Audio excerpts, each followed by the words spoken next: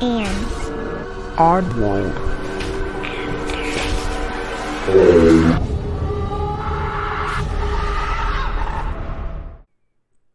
Hey oddballs, I'm your host Jensen, and welcome to episode 23. Well guys, I hope that you are having a wonderful day, and welcome to December, last month of the year, and obviously it's also Christmas, if you celebrate that. I personally just like all the decorations. It feels really cozy, and don't judge me, but I'm not putting any up in my house this year. Just my tree, because I don't want to deal with my toddler. But I also want to say happy birthday to December 7th, people. You know what that means. I'm going to read your birthday today. So here we go. December 7th people are especially notable for daring to be different. A propensity that is due not to attention-seeking, although this usually inevitably follows, but to their great originality and enjoyment of adventurous forays into the unknown. These individuals seek knowledge and experience beyond society's conventional norms, a predisposition that is influenced by their ability to absorb and assess information and to uncover truths that are as yet obscure. With the Sagittarian qualities of intellectual curiosity and an original turn of mind, they possess pioneering, even leadership, potential. Maintaining their freedom of thought and action is vital to their well-being. They feel intellectually and emotionally stifled if forced to conform to others' mores. They are well suited to professions in which they can act independently, including science and the arts. Despite their tendency to stand apart from the crowd, those born on this day are not true loners, for they feel a strong sense of responsibility for those around them, a propensity that is even more pronounced in the women born on this day. Their questing outlook on the world instills tolerance, but they will stand up for the strongest convictions, humanitarian principles, for instance, while their inherent restlessness leads them to investigate new issues, people, and places with great enthusiasm. They are reliable and loyal people and are devoted to their friends, partners, and families, who in turn cherish them for their benevolent and affectionate qualities. Their virtues are individualistic, free-thinking, and tolerant. Their vices are restless, nonconformist, and isolated. So again, happy birthday, you December 7th babies, and let's move on to stories. This comes from Obii-Wann on Reddit.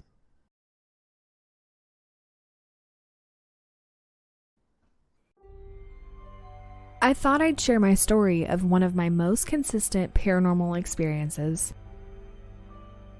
I rented a house with 3 other roommates. After moving in, everything was fine for a while, until 2 of them went out of town. My one roommate and I were in the basement watching movies and decided to sleep on the couches since it was the first night everyone wasn't in the house. From right above us, in the upstairs living room, we heard an incredibly loud dragging sound, as if someone dragged our kitchen table across the floor.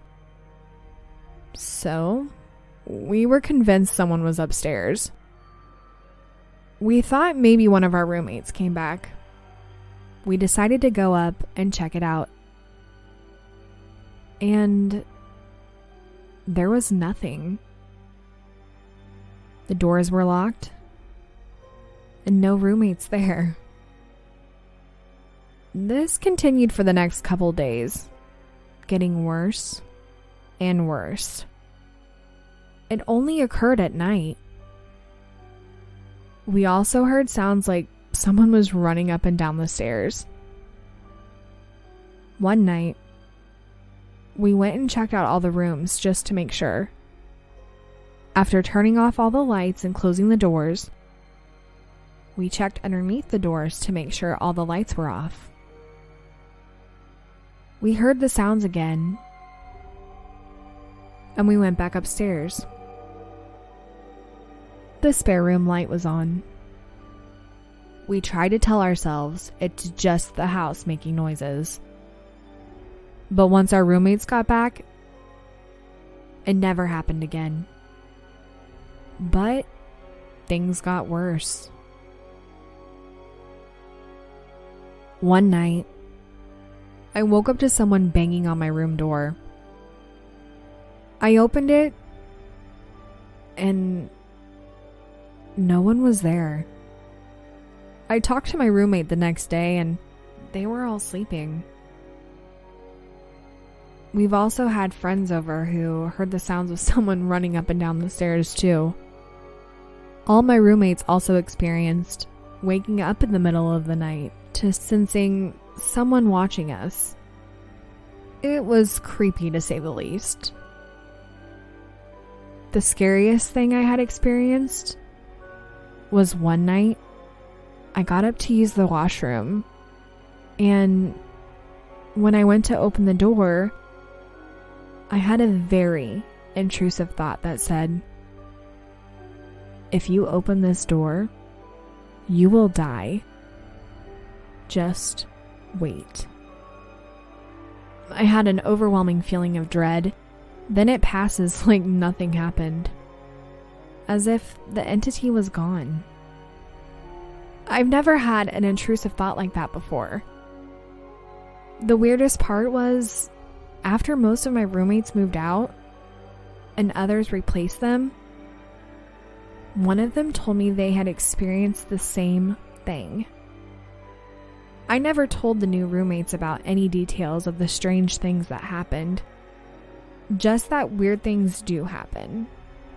Because I don't want to scare them, but thought they should know. Sometimes the presence would feel very threatening. Other times, it was very chill. There was a lot more that happened, but I don't want to make this too long. We also got the house checked for carbon monoxide, and it was fine. Does anyone have any sort of explanation or have had similar experiences? Since I've moved out, I haven't had anything strange happen, but have at the places I lived prior to.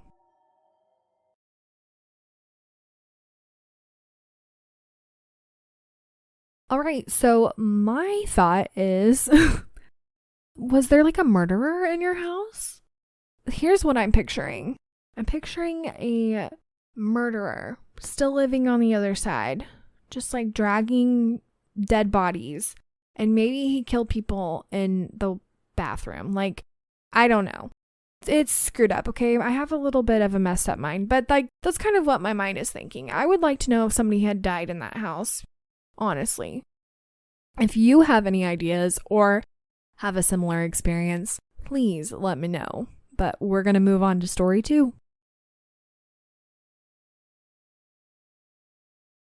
This comes from Purple Hyena 01 on Reddit.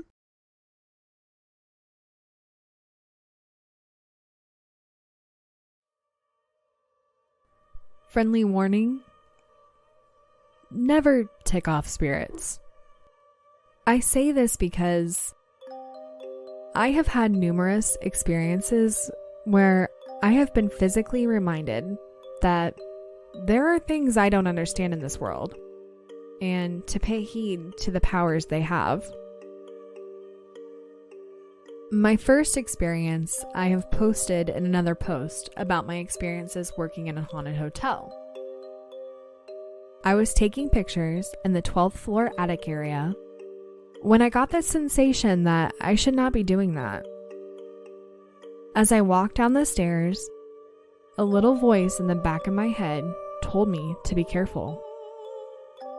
Later that day, I was pulling a big laundry cart through the doorway when somehow my little finger got caught between it and the door frame. I had to wear a splint for a few weeks. I apologized to whatever was up there and took care not to record videos or take pictures. A second time was a little more my fault, and I paid for it. Nothing serious, just really unlucky that day. I was feeling like something was messing with me, and I told it not to be a little bitch. I kept getting things thrown or knocked off my table as I worked that day. I realized what I had said and apologized again. The third time wasn't intentional on my part.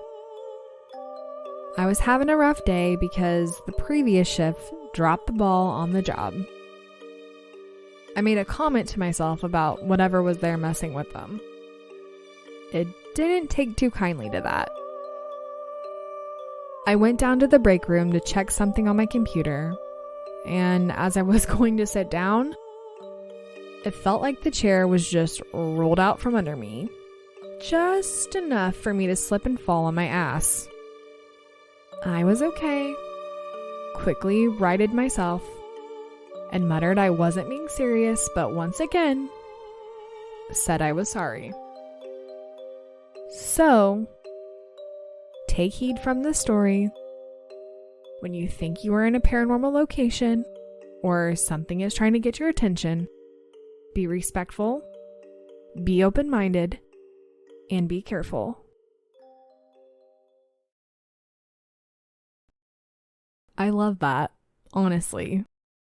I love the fact that these spirits on the other side are kind of like, you know what? Fuck you, dude. Like, you are being rude to me. I'm gonna be rude back to you until you apologize. I mean, I feel like that's how I would be as a spirit. Just messing with people until they were nice. Because really, spirits are just humans on the other side if you look at it that way. So wouldn't you want to be nice to what's ever on the other side like you would in real life? Also, no lie.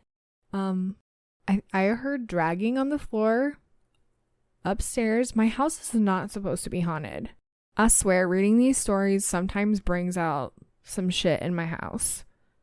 But I love reading them. I can't get enough of them. So yeah, I hope you guys enjoyed today's episode. And well, it's an odd world after all. Oddballs, go follow us on It's an Odd World After All podcast on Instagram and Facebook. Also, give us a 5-star review on Apple Podcasts. If you have a story you would like to share, email us at itsanoddworldafterall@gmail.com or message us on one of our social platforms. Don't forget to share us with your family and friends. And check out our website, itsanoddworldafterall.com.